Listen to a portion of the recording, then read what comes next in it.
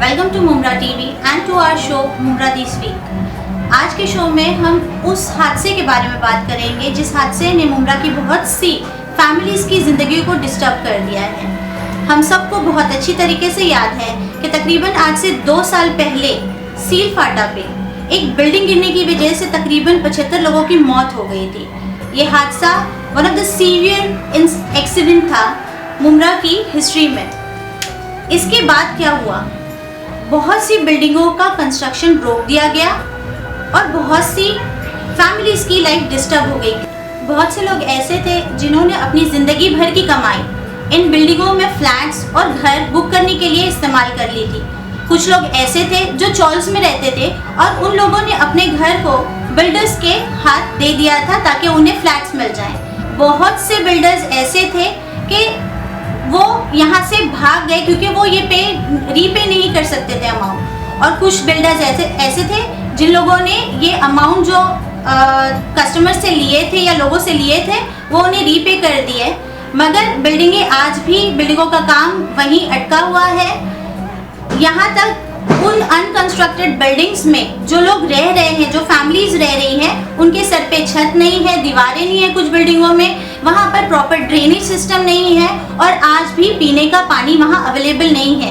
तो इन लोगों को राहत कब मिलेगी, इन लोगों को अपना घर कब मिलेगा और इन बिल्डिंगों पे जो स्टे किया गया है गवर्नमेंट की तरफ से वो कब दोबारा कंस्ट्रक्शन शुरू होगा उन बिल्डिंगों का, अब तक इसकी कोई खबर नहीं। मुमरा दिस वीक में आगे हम बात करेंगे। अरे टॉर्च किधर है यार, टॉर्च। इससे ज्यादा बेहतर और कौन सा टॉपिक होगा कि मुमरा में लोड शेडिंग का प्रॉब्लम कब खत्म होगा। यहाँ पर बिल पे करने वालों की तादाद बिल नहीं पे करने वालों की तादाद से काफ़ी ज़्यादा है। यहाँ पे एक मुहावरा बिल्कुल सूट करता है, गेहूं के साथ गुण भी ज़रूर पिसते हैं। लेकिन यहाँ पे गुण की तादाद बहुत ज़्यादा होने के बावजूद भी मुमरा में गेहूं के साथ गुण पिस रहा है। यहाँ पे लोग स्ट्रगल कर रहे हैं जो जेन्युइन बिल पेयर्स हैं, यानी जो इलेक्ट्रिसिटी का बिल रेगुलर पे करते हैं, वो भी डिफॉल्टर्स के साथ यहाँ पे स्ट्रगल और ट्रबल करते हैं। एमएससीबी का ये सिस्टम कब अच्छा होगा, कब वो डिफॉल्टर्स को पकड़ के और उनको ही पनिश करेगी, दूसरों को ट्रबल ना देते हुए, ऐसा कब होगा मुमरा में, और लोड शेडिंग का प्रॉब्लम कब खत्म होगा, किसी को कोई खबर नहीं। मुमरा के बाहर रहने वालों को एक मिसकंसेप्शन है कि Mumbra is a Muslim ghetto. Yes of course यहाँ पे मुस्लिम्स की पॉपुलेशन ज़्यादा है, but let me tell you it is a pure cosmopolitan city. यहाँ पर हिंदूज भी बसते हैं, जैन, सिख और क्रिश्चियंस भी बसते हैं। इसकी एक जीती जागती एग्जाम्पल है saint Joseph church. Saint Joseph church का रेनोवेशन और उसके साथ ही इसका रिक्वायरमेंट के हिसाब से एक्सपेंशन किया गया। सेंट जोसेफ चर्च का एक्सपेंशन इस बात की दलील देता है कि मुमरा में क्रिश्चियंस का पॉपुलेशन हर साल बढ़ता जा रहा है।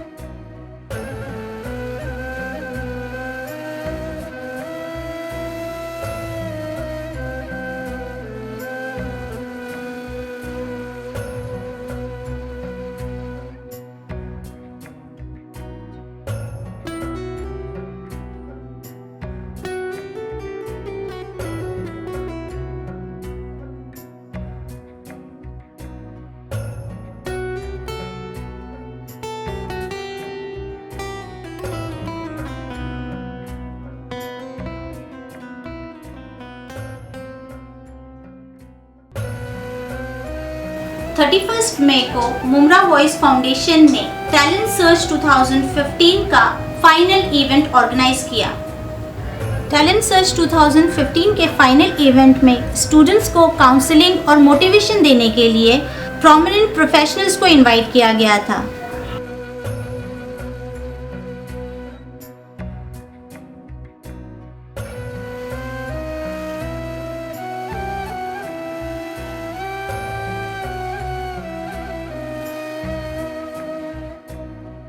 मुमरा ये जो एक्टिविटी जो डिज़ाइन की इसके पीछे जो मेन मकसद था, ये जो टैलेंट सर्च जो एप्टीट्यूड टेस्ट हुआ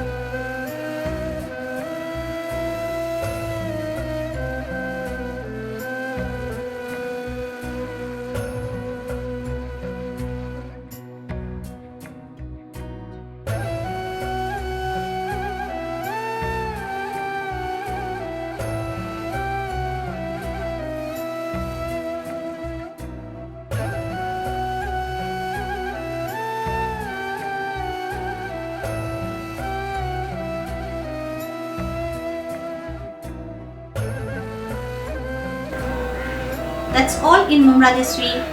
We'll meet you again next week inshallah. Remember, we'll keep raising our voices until it is heard loud and clear. Khuda Hafiz.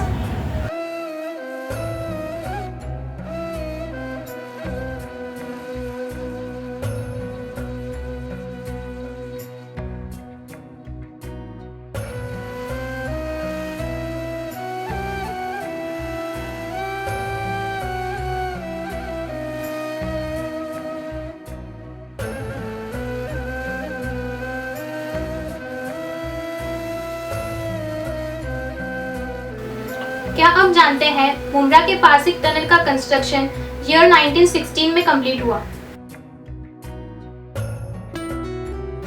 Parsik tunnel Indian railway का बनाया गया तीसरा टनल था। पारसिक टनल उस वक्त दुनिया के सबसे लंबे टनल्स में से एक था। इसकी लंबाई 1.6 किलोमीटर है।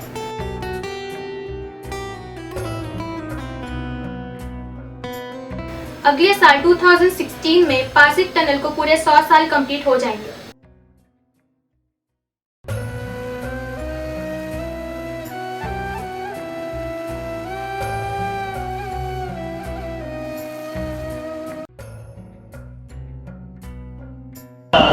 दूसरा ये जो एक्टिविटी जो डिज़ाइन की इसके पीछे जो मेन मकसद था, ये जो टैलेंट सेट में जो एप्टीट्यूड टेस्ट हुआ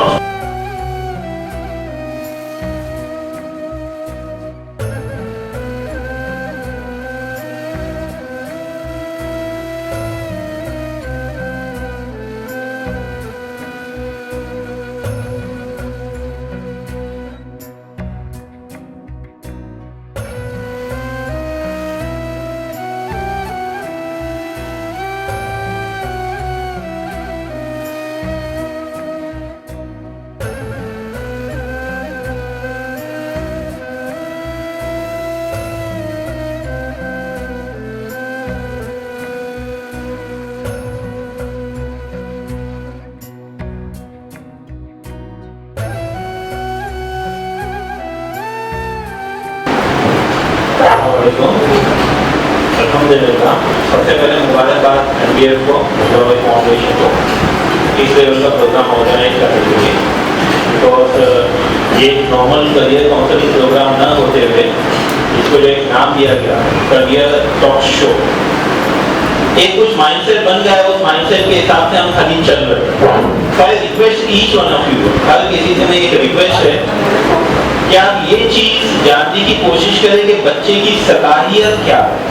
दो चीज होती है, एक तो इंटरेस्ट और दूसरा होता है स्किल सेट। तो हमें ये चीज की जरूरत है कि हम ये जाने कि बच्चे का स्किल सेट क्या है, उसकी सलाहियत क्या है। क्योंकि अगर वो उसकी सलाहियत के हिसाब से अपने प्रोफेशन को चूज करता है और प्रोफेशन में आगे बढ़ता है तो इंशाल्लाह वो काफी ज्यादा एक्सेल करेगा। अगर डॉक्टर बनेगा तो बहुत ही अच्छा डॉक्टर बनेगा, इंजीनियर बना तो बहुत अच्छा engineer. So the very first request, सबसे पहली आप लोगों से जो गुजारिश है वो यही है कि किसी भी तरीके से प्लीज प्लीज प्लीज अपने बच्चे की सलाहियत क्या है वो जान लीजिए। अगर आपसे ना हो सके तो काफी सारे करियर काउंसलर्स होते हैं, उन काउंसलर्स के पास जाइए, इंशाल्लाह NBF भी आपको इस चीज में सपोर्ट करेगा। क्या मैथ्स में उसका ऐसा इंटरेस्ट है, या साइंस में उसका ऐसा इंटरेस्ट है, या ड्राइंग में उसका ऐसा इंटरेस्ट है, या कम्युनिकेशन में उसका ऐसा इंटरेस्ट है, only that thing we need to find. सिर्फ हमें वो चीज को पकड़ना है। एक बार उसकी सलाहियत हमें मालूम पड़ गई तो हमें ये देखना है कि ऐसा कौन सा प्रोफेशन है जिसमें इस सलाहियत का इस्तेमाल कर रहा है। अगर इस तरीके से हमारा डिसीजन हुआ तो इंशाल्लाह काफी ज्यादा सक्सेसफुल हमारे बच्चे का करियर हो सकता है। तो इसके लिए सबसे जरूरी चीज ये है कि हम इंटरेस्ट ना देखें, हम स्किल सेट देखें। इंटरेस्ट हमारे एतराफ से बनता है। मेरे चाचा इंजीनियर है, मेरे मामू डॉक्टर है, या फिर मेरा पड़ोसी है, या फिर मेरा अब्बा ये है, तो मुझे भी यही करना। No, please do not do that. Try to find out your skill set. तो सबसे पहली चीज ये है कि इंजीनियरिंग के लिए सलाहियत किस चीज की है। इंजीनियरिंग में आप 10th के बाद में डिप्लोमा करो या डिग्री करो। तो I would say if you are interested in engineering, अगर आपको इंजीनियरिंग करना है तो इंजीनियरिंग के लिए सलाहियत अगर सब्जेक्ट वाइज हम देखें, अगर बच्चा मैथमेटिक्स में अच्छा है, अगर साइंस में अच्छा है, और ड्राइंग ये एडिशनल चीज है। ड्राइंग एक ऐसी चीज है जो कि बच्चे की इमेजिनेशन पावर को रिफ्लेक्ट करती है कि बच्चा सोच कितना सकता है, इमेजिन कितना कर सकता है। हाँ, इंजीनियरिंग का स्कोप क्या है? अगर ये सिस्टम चल रहा है बिकॉज ऑफ इंजीनियर, हमारे जेब में मोबाइल से बिकॉज ऑफ इंजीनियर, हम फैन के नीचे बैठे बिकॉज ऑफ इंजीनियर। तो इंजीनियरिंग इज एवरीवेयर नाउअडेज, सब जगह है। It's now something like an integral part. अगर डॉक्टर को भी ऑपरेशन करना है तो वो भी इंजीनियरिंग की चीजें यूज करते हैं। Not talking specifically about computer engineering, back to my point. Engineering की 3 कोर ब्रांचेस है, mechanical and civil and electrical. तो काफी सारे इंजीनियरिंग कोर्सेज है, लेकिन जो ज्यादातर कॉलेजेस में जो पाए जाते हैं वो 5 से 6 इंजीनियरिंग कोर्सेज पाए जाते हैं। Mechanical engineering, civil engineering, electrical engineering, electronics engineering and computer engineering. और सकता कंप्यूटर के साथ में इंफॉर्मेशन टेक्नोलॉजी भी है। एक ही चीज है, खाली आप ऊपर के लेवल पे समझेंगे तो दो अलग अलग पैकेज में सेम चॉकलेट समथिंग करते हैं।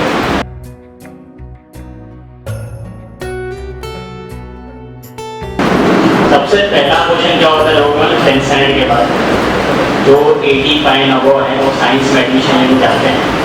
तो साइंस में एडमिशन नहीं मिलता तो कॉमर्स क्या था।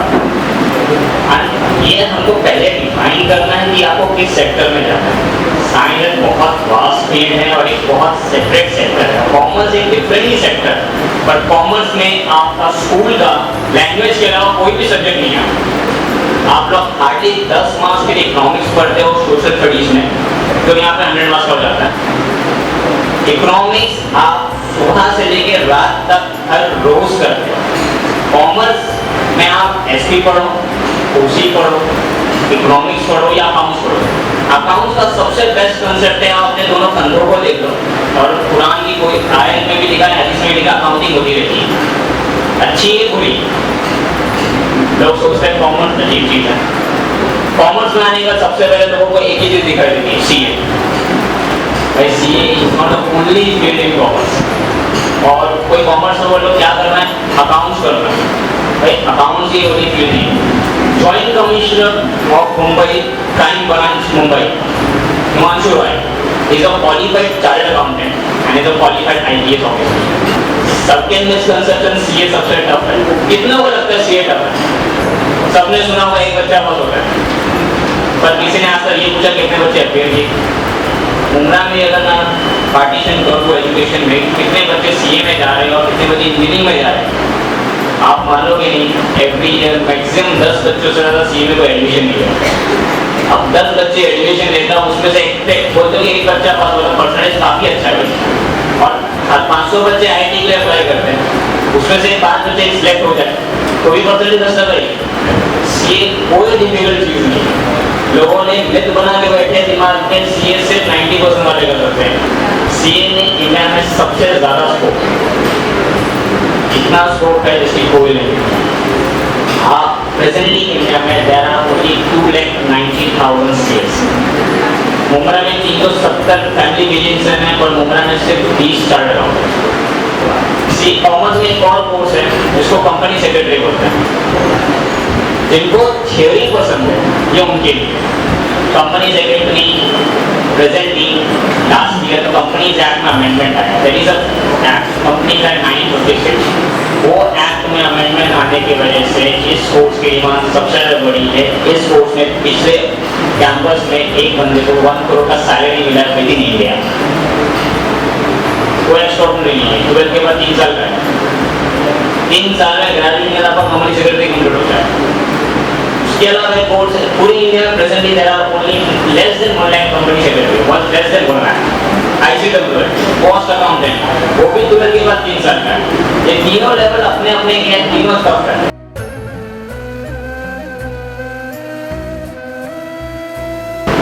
87, 88 की बात कर रहा हूँ। इस तरीके के करियर गाइडेंस कोर्स वगैरह कुछ मालूमात नहीं होती थी, कुछ नहीं होता था। बस चाचा कह दिए कि भाई चले जाओ, ये कह दिया चले जाओ, वो कर दिए। इस तरीके का रोजगार आया एंड मुझे पुश कर दिया गया फॉर मेडिकल। अल्हम्दुलिल्लाह पास हो गया, सब कुछ हो गया। जो इज्जत दी जाती है ज़्यादा करके मेडिकल फील्ड में, जैसे कल मेरी डॉक्टर के साथ बात कर रहा था तो वो भी कह रही थी कि भाई जो MBBS और MD लोगों को जो एक ये दिया जाता है वो दूसरे फील्ड के डॉक्टर्स को नहीं दिया जाता। कहना मैं यही चाहूँगा कि अगर इंडिया का कोई मेन साइंस अगर है तो वो है आयुर्वेदा। बाकी और जो आया हुआ है तो बाहर का है। आयुर्वेदा जो है वो 5000 साल से पुराना इंडिया का साइंस है। उससे ज़्यादा पुराना यूनानी है जो हमारे इस्लामिक कल्चर से मिलता जुलता है, जो ग्रीक से आया हुआ था। उसके बाद आयुर्वेदा है और देन एलोपैथी जो साइंस है ये हार्डली अबाउट 325 ईयर्स ओल्ड है। फिर होम्योपैथ है, लेकिन इंडिया में एलोपैथी को नंबर 1 कहा जाता है और बाकी के जो साइंसेस है उनको अल्टरनेटिव मेडिसिन कहा जाता है। इतने दिनों में जो मेरी पढ़ाई चल रही थी वो होम्योपैथ को लेकर कर रहा था, लेकिन इतना सीरियसली मैं नहीं कर रहा था, कोई चीज़ को ऐसा पकड़ के नहीं चल रहा था, क्योंकि मुझे एक ही माइंडसेट बैठा था कि यार हम ज़्यादा से ज़्यादा क्या कर सकते हैं। क्योंकि अगर हम किसी पेशेंट को कन्विंस करने की भी कोशिश करते हैं कि भाई अगर आपका ये CA है और इसके अंदर ठीक हो जाएगी, तो हमसे गारंटी मांगता है कि आप क्या गारंटी दोगे कि आप मुझे ठीक कर दोगे। और ये सोच के आया था कि यहाँ पे वो बच्चे ख़ास तौर से आए होंगे जिन्होंने पिछले संडे में टैलेंट सर्च का एग्जामिनेशन दिया है और टैलेंट सर्च भी एक किस्म का कॉम्पिटिशन था। लेकिन आपके टैलेंट सर्च का जो एग्जामिनेशन हुआ है वो वाकई आपके टैलेंट को जज करने के लिए ही था कि वाकई आप टैलेंटेड हैं या नहीं हैं। ये बहुत दिन से जहन में चल रहा था कि मुंब्रा में हर साल तकरीबन 25 से 30 बच्चे हमेशा 10th क्लास में 90+ लाते हैं, चाहे वो इंडियन उर्दू मीडियम से हो या इंग्लिश मीडियम से हो। 90+ वाले जो स्टूडेंट हैं, इट मीन्स कि उनके अंदर कहीं ना कहीं टैलेंट तो है, टैलेंट तो है, जो सब्जेक्ट को पढ़ा है, रट लिया है 90% मार्क्स लिया है, लेकिन वाकई वो टैलेंटेड है भी या नहीं। बहरहाल मैंने आपका मार्क्स जरूर देखा है और कहीं ना कहीं नाउम्मीदी तो नहीं है, नाउम्मीदी बिल्कुल नहीं है मुझे, टैलेंटेड होंगे, लेकिन शायद जिस तरीके से आपके टैलेंट को उभारने की कोशिश करनी चाहिए थी मुंब्रा के स्कूल्स को या मुंब्रा के कोचिंग सेंटर्स को, मैं कहीं डेविएट नहीं कर रहा हूँ, मैं समझ रहा हूँ कहीं ना कहीं वो इसमें नाकाम हो गए। मैं बता दूँ आपको कि शायद आप में से कोई भी 35% नहीं लेके आया है। आप खुद कह रहे हैं कि एसएससी में पासिंग मार्क्स 35% होते हैं और आप में से बहुत सारे जो टैलेंट सर्च पे बैठे थे वो 90+ लाने वाले हैं, ये भी मैं जान रहा हूँ। 90+, आखिर ये 90+ आ कैसे रहा है? क्या वो वाकई टैलेंटेड थे या नहीं थे? कैसे लाएंगे वो 90%? लेकिन जो पिछले संडे एग्जामिनेशन हुआ है वो बहुत टफ नहीं था, बहुत ही आसान भी नहीं था, दिमाग का खेल था, दिमाग का खेल था। लेकिन शायद आप में से किसी एक ने भी 34% भी टच नहीं किया है, 34% भी टच नहीं किया है। बैठे हुए सब होंगे बच्चे जो वो समझ रहे होंगे कि कोई 34% भी सिक्योर करने में कामयाब नहीं रहा है। हाँ, अगर यही शायद क्वेश्चन थोड़ा सीबीएसई के थोड़ा टैलेंटेड स्टूडेंट को दिया जाता तो मैं समझता हूँ कि आराम से वो 50 to 60% कर सकते थे, कर सकते, बहुत मुश्किल नहीं था। और निगेटिव मार्किंग भी था, सबके लिए निगेटिव मार्किंग था और आजकल हर कंपटीशन में निगेटिव मार्किंग रहता ही रहता है, ताकि आप कहते हैं जिसको तुक्का वर्ड बोलते हैं, तुक्का मार दिया, आप न चला सके। जो ज़हीन बच्चे हैं, बहुत ही शार्प माइंडेड है, टैलेंटेड है, एकदम बिल्कुल श्योर होकर के कि इस पर्टिकुलर क्वेश्चन का आंसर ए है, बी है, सी है, डी है, एकदम श्योर होकर के लगा रहे हैं, अंदाज से लगाया। हर क्वेश्चन के लिए 4 मार्क्स थे और कोई क्वेश्चन आपने गलत लगाया उसके लिए 1 मार्क्स कट गए। और इस मर्तबा तो कमाल हो गया, हिंदुस्तान में था कि भाई 1/4 निगेटिव रखो, IIT में 1/3 निगेटिव था,